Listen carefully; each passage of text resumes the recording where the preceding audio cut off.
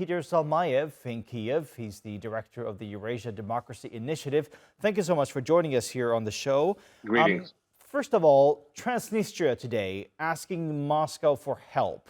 Does that mean Russia will be sending additional troops to that area? Well, this is not clear. And, the worst did not really happen. The so-called parliament of the so-called Transnistrian Republic convened today, and there was fear that they would ask Russia to annex it outright, the way that it did with the Donbass.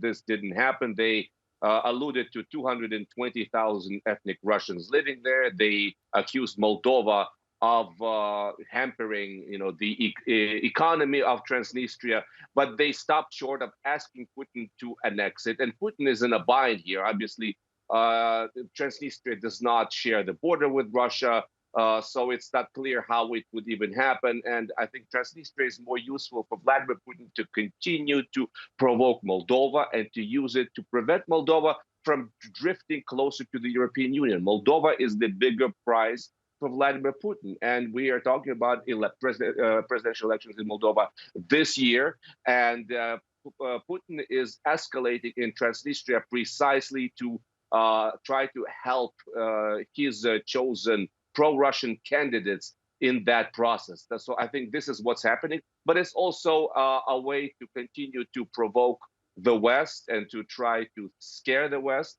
by sending a signal that we could use Transnistria as another front in our war with Ukraine.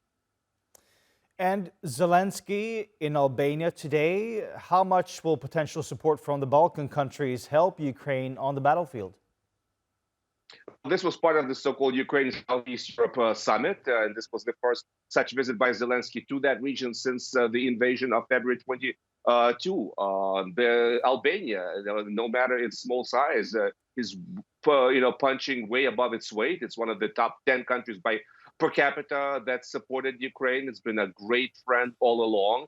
And what was announced, what I think was very important, now that Ukraine is, running out of arms precipitously, considering the stalemate in Congress, they have agreed on a potential joint production of weapons. And this is happening throughout Europe. This is a sign that European countries individually and as part of NATO are waking up to the reality. They have to carry the bulk of this burden of security on their continent. And this is the sort of the result of Donald Trump's brinksmanship and his unwillingness to lend his support to the idea of continued aid to Ukraine. So there's a positive element. Europeans are waking up. The only hope I would express is that it happens sooner, because we are really running against time here. Russia is on a roll. We need to stop the advance. You say European countries are waking up. I have to ask you about this idea from the French President Emmanuel Macron about deploying troops on the ground in Ukraine. Do you actually see that happening?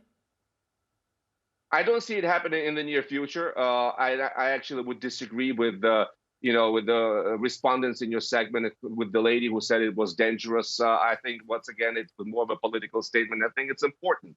Vladimir Putin, on one hand, is threatening the world with nuclear Armageddon, mostly indirectly through his acolytes, to the former president Dmitry Medvedev. You should just go and check out his Telegram channel. I mean, these threats are something else. The West, after Macron said this, and this was just a statement, this was not a promise. He didn't talk about committing NATO troops. He said about peacekeeping troops, and Ukraine is within its right to ask that, actually. And instead, we see Macron, we see Scholz, we see Biden rushing to say, no, we won't do this. There's such a thing as called strategic ambiguity. And that's precisely what Macron put on the table. And I think this is actually helpful, contrary to what the critics rushed to criticize him for that. All right, Peter Zalmayev, the director of the Eurasia Democracy Initiative, thank you so much for joining us here on TRT World. Thank you.